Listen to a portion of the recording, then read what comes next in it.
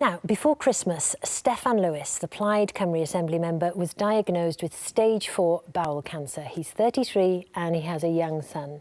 He's now beginning chemotherapy treatment, and in his first interview since the diagnosis, he's been speaking to Wales Live about the impact on him and his family. Here's Paul Martin.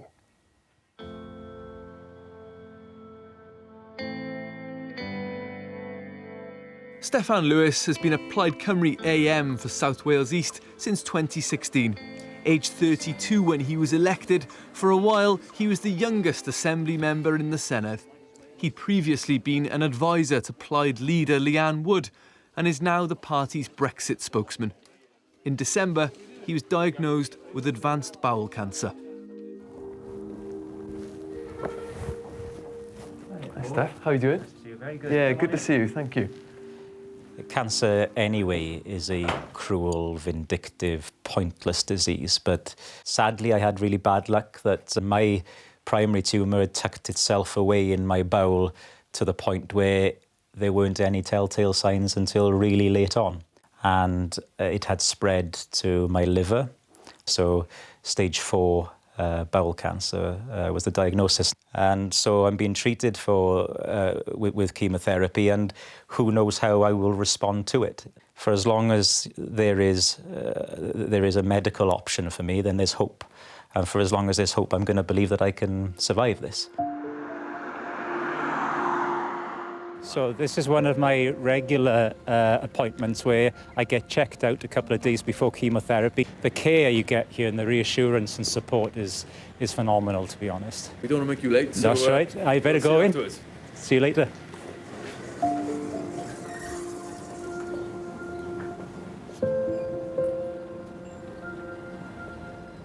So today was about making sure that I'm fit and well. To have my second round of chemotherapy in the next few days. And this really is at the beginning of a 12-week process where every other week I'll have a dose of chemotherapy. Everything was passed with not quite flying colours, but good enough to get me to the next stage.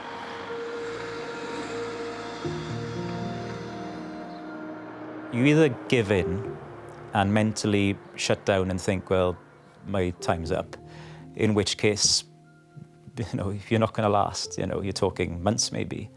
Or you can say, this is an uphill struggle, but there's hope here and there's a chance, and I'm in the best hands medically I can be in, and I've got a fantastic support network of family and friends that if we go for this, we've got a chance of surviving it. We've got a beautiful 2.5-year-old boy, and I want to see him grow into a beautiful adult. And when I, get the tough times, that's what I think about. Steffan thinks people with a diagnosis like his should be encouraged to talk about the emotional impact. There's a big emphasis, rightly, put on positivity when you're faced with cancer in particular, and that's absolutely right, and I'm positive generally, but there's nothing negative about allowing yourself to explore and to even indulge other emotions. And I'm very keen, and one of the things that I've learned actually in the last couple of months is that it's okay to be frightened. There have been dark moments where you just allow yourself to cry. Because this is another thing about cancer, is that it doesn't just try to take your life, it tries to take your dignity as well. And when I was in the Gwent hospital over Christmas, I was lying in bed. I just had a bowel operation, and I remember a nurse leaving, they call them pads, but they're effectively adult nappies on my bedside cabinet in the hospital ward. And she went out of the room, and I just remember lying there and just burst into tears. Because that was the first time that the cancer had struck at my dignity. Just explain how you've coped with those moments, and any advice you would give to others in a similar situation. It's okay to be a young man, to be scared, and to allow yourself to explore that and to rationalise it and then to talk about it openly. And I've been very keen to talk about it candidly, because the emotional roller coaster that you go through matches anything medical that you go through. So has the experience changed him as a politician?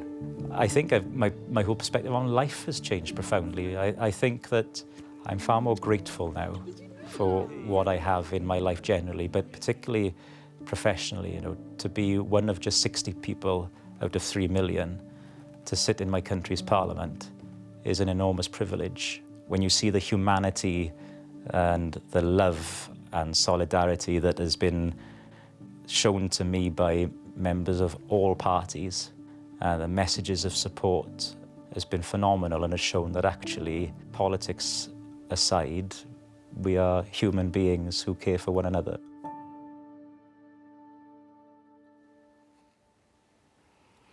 And our thanks to Steffan Lewis, and we wish him all the very best.